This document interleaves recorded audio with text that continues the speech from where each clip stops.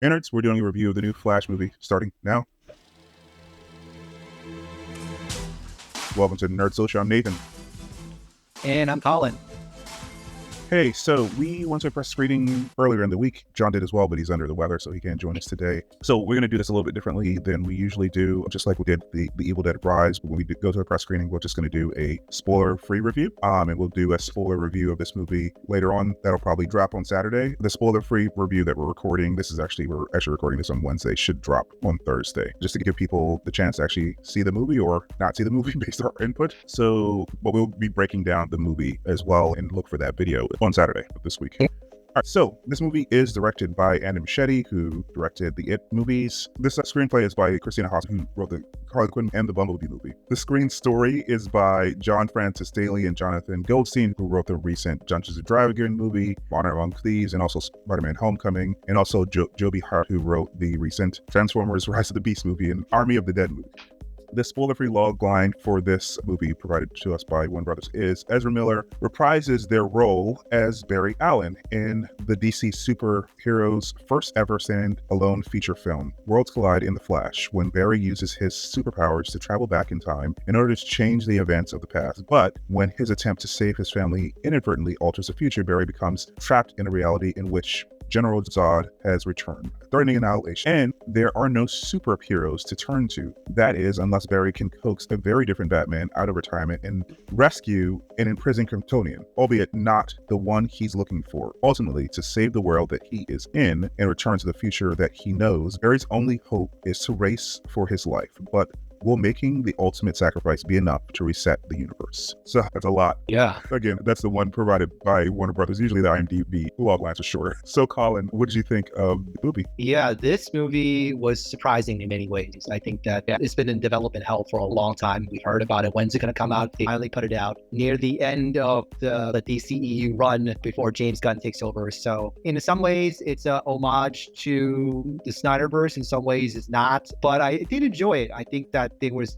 definitely a lot of humor in it. Not, if you've seen the original Justice League with Josh Whedon, it's not the Whedon-esque humor. It's definitely, I would say, a little bit more clever. And there's some self-deprecating moments as well throughout the movie, and I'll get to that in the spoiler part. It definitely had a few chuckles when I was at the press screening there, when I was attending the press screening. Overall, I would say it's a very good summer movie. Does it live up to all the hype that it's been generating? I think that if you came in with a lot of hype and a lot of expectation, you're going to feel disappointed. But I tried to guard against that because I knew that they were really hyping this movie a lot. And so they to a point where I thought that they were not going to live it up. Given what it was, I think that it did live up to a certain degree, but definitely my expectations were much higher and stuff. And it's not like a groundbreaking movie in general, but definitely very entertaining. Definitely, if you're a DC fan, you should go watch this.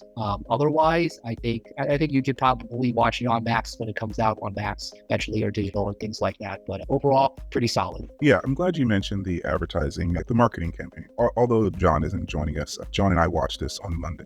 Colin saw it yesterday, and so I spoke to John about this extensively, and we talked back and forth, and he had to talk me off the ledge of not giving this movie like a 4. And I think that the problem is how they hyped it up. I'm trying not to ding this movie too much because of the marketing department at Warner Brothers. Because all the hyperbole about this, the best superhero movie ever, having Tom Cruise and Stephen King come out and say it's what we need right now at the movie theater. I don't know, when we get into sports stuff, when we do a sports video, I can opine on why they made those comments. But yeah, it's not that. But I'm going to try not to ding the movie too much because of the marketing stuff. I'll try to take it as it is. And as it is, there are some enjoyable parts of the movie. I think Ezra Miller, and I'm going to try to switch back and forth when I'm speaking about Ezra Miller and use their pronouns properly. When I'm talking about the character, I will say him. When I'm talking about Ezra Miller, I say they. Ezra Miller, despite all their issues outside of this movie, and again, I'm using their proper pronouns because regardless of what they've done, that's not a reason to disrespect the person. Despite all their issues outside of the movie, they're probably the best thing in the movie. Their performance against themselves is really one of the best performances that I've ever seen in a superhero movie. So that, I guess, lives up to the hype. I think they spent all of their budget making that look convincing, but regardless of the special effects to make that look convincing, if Ezra wasn't doing their job, it wouldn't have sold. And the two characters that they play, the two Barrys, are the same person, but also 10 years apart, so very different in the same scene. So they have a lot of chemistry. So Ezra has a lot of chemistry with themselves on screen, which is like a magic trick to see almost. Where you almost forget that it's the same actor playing the roles. You think like twins who are playing against each other, which is impressive to see. There are some funny parts. There's the beginning of this movie. Hi. I love you. Thank you. Patching you into Mr. Wayne. No, please don't. There are also some very sweet parts in this movie, very touching parts in this movie. That being said, the entire CGI budget probably went to making Ezra look like they're talking to themselves. Yeah.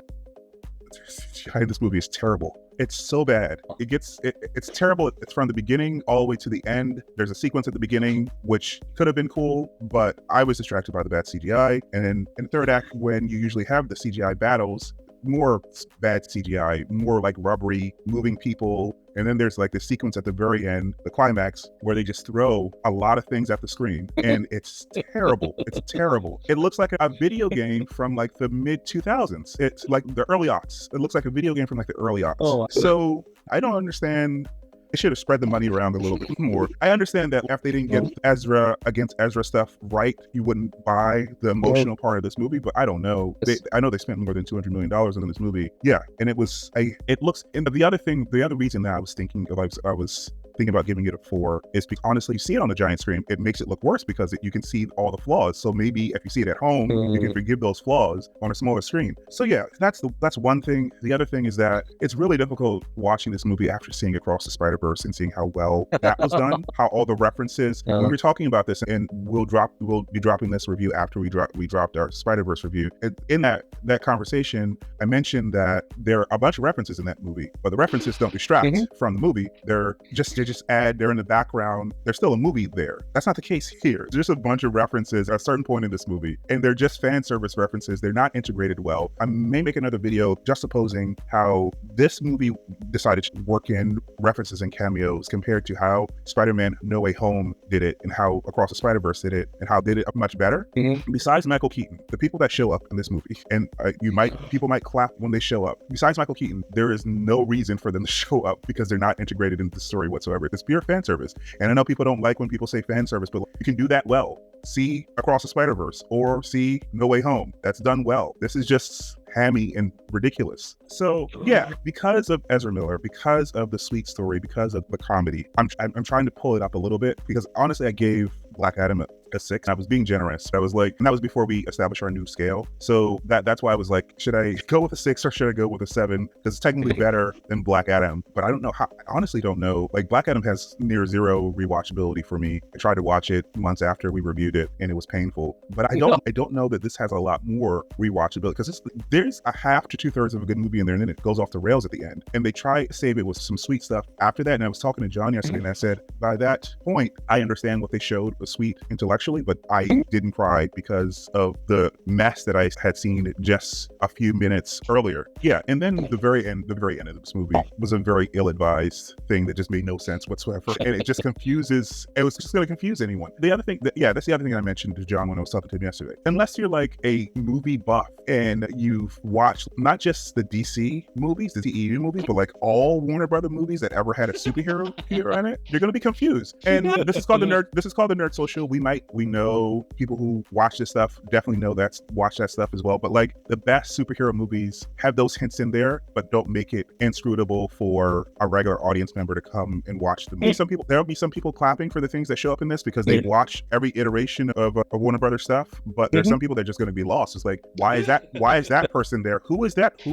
So yeah, it's half, or if I'm being generous, 2/3 of a movie, and then a bunch of cameo stuff that is not well integrated into the movie. Yeah, I gotta disagree, but I just found it hilarious. I just found all the cameos hilarious, but I think that a couple of things. First off, I think that I haven't seen this type of reaction from DC since we reviewed Titan. Yeah, I was anticipating this movie, and I was hoping that wonky CGI in the trailer was going to be fixed by the time that they released the movie. And I'm annoyed that because the potential was there for this to be a really exceptional movie and all the things that they're trying to say that it is. I don't hate it. I'm acting like a disappointed father or something. I'm disappointed. I'm disappointed in what I saw. Like all of the decisions. decisions, the writing, the directorial decisions, and also the writing. Like, Ezra saves this movie from being absolute garbage. I think if they don't work, nothing else really works, and they are on the screen a lot. So yeah, that's true. Yeah, I echo that about Ezra Miller's performance. I mean, that was still very amazing. What they did was really amazing. So I echo that. The one other thing that I want to add is it's part of the Snyderverse. And so, like, with the Snyderverse, I've learned that as the movie as a whole is not going to be as good. We talked that we know about this. We watched 2 iterations of the Suicide Squad, Batman v Superman, Man of Steel. Even Man of Steel actually came out 10 years ago today. So there's going to be snippets where it's going to be great, and then there's going to be stuff that's going to be why, and there's going to be stuff that's going to be terrible. So I think that when I try to have to be that way though. Wonder Woman was terrible. Yeah, it doesn't. Yeah, exactly. And my point is, I think because the Snyderverse was like that, and then they had to redo it with Zack Snyder's Justice League, which was a 4-hour slog. It's an amalgam of all the things that were like vignettes that were really good, you know. And to me, it just seemed that way, even from the trailers. You know, the trailer just showed Ben Affleck's Batman, and I'm like, oh wow. And then I saw the movie, I was like, oh wow, like that is cool. If I want to add more positive things, Batmans are fine. I think this is probably one of the, besides the, I was telling John when I talked to him yesterday, besides the warehouse scene in BBS, and the only things that's really about that movie, besides the warehouse. Oh, you don't like the crossroad scene? That scene's awesome. I play it all the time. Besides the warehouse scene in BBS, I think this is the best that we've seen Ben Affleck as Batman, his sequence in this. Yes, and Michael Keaton, of course, can actually turn his head, which is in some great from the 80s and the 90s movies. So that's great. It's definitely not him moving around, but at least see what Batman could actually do, or that a potential of what Batman could have done. It's kind of laughable because he's 70-something years old, so it's not actually him moving around. Someone said that it was like Palpatine when he jumped to fight Yoda, but I don't think it's like that. I don't think he doesn't move that unnaturally, but it does. It does scream credulity because he's 70-something. Yeah, but those sequences are good as well. I think Sasha Calle is underused in this movie. She doesn't get as much screen time as I expected, which means that she probably is going to get recast. I was talking to John about that yesterday as well, unfortunately, because I can't see a lot of people, based upon what they gave her to do, and it's not her fault, people clamoring to see her again. I don't want to see her again because I want her to actually get a shot to actually play the part. But there are already people that don't like that she's not blonde or white. They should really stop that, because she was really good. I really liked her performance. I think that she deserves another chance. I think so too, but like I said, she doesn't get a lot to do in this, and also and then Iris, she doesn't get much to do either. You don't really buy the chemistry between them. John likes this movie a lot more than I do, but one of the things he mentioned is that it's because they keep rushing things. Like, they should have been more of a build up, a separate movie where you actually buy Barry and Iris's love story, because that's a very important part of his thing. But it was thrown in. He said the potentials of the beginning of something, but she's underused. She's underused, and I don't buy much chemistry. Like I said, the Snyderverse, they really haven't done a very good job of it. Even with Lois Lane and Superman. Come on. I'm sure like the Smallville and like the other properties, have other iterations, they've done better. I haven't seen Superman and Lois, so I'm sure they do better. Superman and Lois is a very good show. You should go see that. Yeah, but exactly. Instead of anything else from the DCEU, until James Gunn comes up with whatever he's going to come up with, and who knows how that's going to go, because he's been out there saying that this is a great movie too, but what else is he going to say? He's a company man now. Right.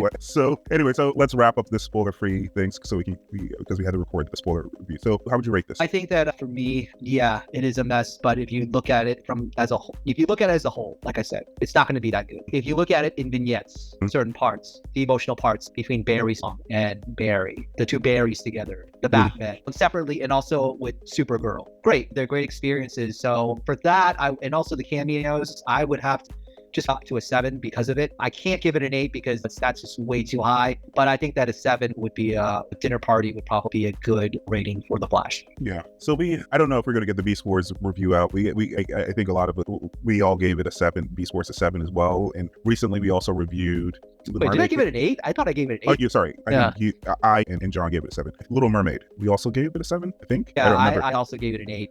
The reason that I struggle with this movie, and I was stressed out about this like all yesterday, is because I can't say that I would want to see this movie over those movies. And I understand. So because those things were just they knew what they were trying to do, and they did them well. Like the music in the Little Mermaid is really great, and the act and everything is good enough. So that's why I gave it a 7. So because just the music alone is worth a rewatch. And Rise of the Beast, it knows what it is, right? It knows what it is, and it does it more effectively than most of the Michael Bay movies. But yeah, there's a lot of good parts in this, I guess. So our scale has nothing to do with the ratings that we did last year. Because if I put Black Adam on our scale from this year, that 6 turns into like 3, which is like what we have for Hate Watch. So I could just downgrade Black Adam to a 2 or 3 and give this a 4. But I'm going to be generous. I'm going to be generous and not give it a couch co-op, because like I said, when you rewatch this, you won't be rewatching it for the entire movie. You'll be rewatching it for, as you said, vignettes. It's not a movie. It doesn't hang together as well as The Little Mermaid or Rise of the Beast as a movie, because there's a bunch of things that are good and then a lot of sloppiness. I don't know. If you are a DC fan, you want to see this. So as hedging a little bit, there are really sweet things, even if you are a DC fan, between the characters as well. Really great acting in this, probably some of the best acting DCEU has seen. For that, I will give it a 7, but it's like a begrudging 7. Wow. I thought, wow, okay. No, it's a begrudging. Like I'm trying not to, like, it almost got a 6 for me, but I'm begrudgingly giving it a 7 because we don't give point things. It really would be like a 6.5 or something like that. But like we on our new scale, we don't have points. So I talked myself up because like I said, when I was thinking about giving it a 4, it was more about what was advertised to me. But the marketing team, and the gap between that was very like a gulf, really, because this is not the best. This is not the best superhero movie ever. This is not even really the best. This is not even really the best DCEU movie for me. It's probably top tier DCEU, but it's like the bottom of the top tier for me. So, I would probably rate it a little higher than that, but that's just me. Like I said, I can enjoy it for vignettes, from the vignette style of it. I understand what he was trying to do. That's different, but I could definitely enjoy certain parts of it, definitely. Yeah, it's one of the better DCEU movies, but honestly, the DCEU movies aren't that great except for Wonder Woman and the Suicide Squad. So I said it's top tier, but it's top tier, bottom top tier for me. So yeah, that's where I am with it. Know that would Peacemaker be like at the very top as well for you, just out of curiosity? Yeah, Peacemaker would be at the top. Yeah. Just wanted to curious. Just the writing and the acting, and that was great. Because that is like DCU, whereas Doom Patrol is that, I would say it's not, but yeah, it's more DC. Yeah, we actually talked a lot longer than I wanted to for the spoiler-free review because I have to edit this. So that's what we think, and we'll catch you in our spoiler review. But we want to hear what you guys think. Comment down below, like, share, and subscribe, and we will see you in the next one. All right, guys, bye.